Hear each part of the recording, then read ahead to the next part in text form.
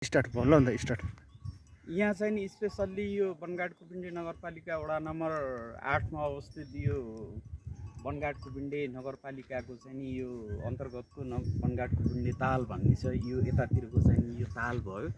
यसमा चाहिँ नि पानी आउने कुनै पनि ठाउँ छैन।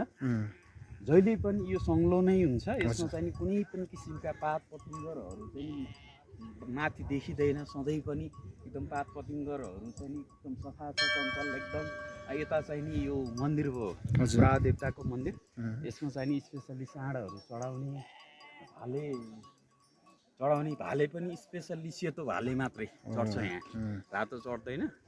अनि त्यसपछि यहाँ चाहिँ नि यो एउटा अहिले पछिल्लो समयमा एकदमै सबै ठाउँहरूबाट अब भक्तजनहरू आउने एउटा यो धार्मिक स्थल जस्तो भएको छ अहिले पछिल्लो चरणमा चाहिँ। यसलाई चाहिँ नि अझै नगरपालिका, नगर सरकारदेखि लिएर प्रदेश सरकारहरूले अझै पनि यसलाई चाहिँ नि अब राम्रो व्यवस्थापन गर्न सक्यो भनेपछि अझै पनि राम्रो सम्भावना बोकेको एउटा चाहिँ नि धार्मिक स्थल बन्ने सम्भावना भएको ठाउँ चाहिँ हो यो। हाम्रो त यहाँ नगरपालिकाको अधिकृत पनि हुनुहुन्छ उहाँ चाहिँ।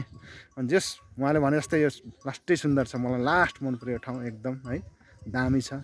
बस्तीबाट धेरै टाढा चारैतिर हरियाली अनि बिचमा टक्क ताल देख्न सक्नुहुन्छ। हामी चाहिँ नि अब केही समयपछि चाहिँ नि यो तालको अब बोटबाट परिक्रमा पनि गर्नेछौँ। अब हामी चाहिँ नि अहिले अब मन्दिरतर्फ जाँदैछौँ। मन्दिरमा गएर चाहिँ नि हामी बुढा देवतालाई एकछिन दर्शन गरेर त्यसपछि बल्ल चाहिँ नि हामी चाहिँ नि यो बोटिङमा चाहिँ नि यो बोटबाट चाहिँ नि यो ताल परिक्रमा गरेर चाहिँ नि यहाँको दृश्य, सुन्दर जुन मनमोहक दृश्य छ त्यो दृश्यलाई चाहिँ नि अब प्रत्यक्ष अवलोकन गरेर हामी चाहिँ नि फर्किने छौँ। ओके, थ्याङ्क यू दाइ।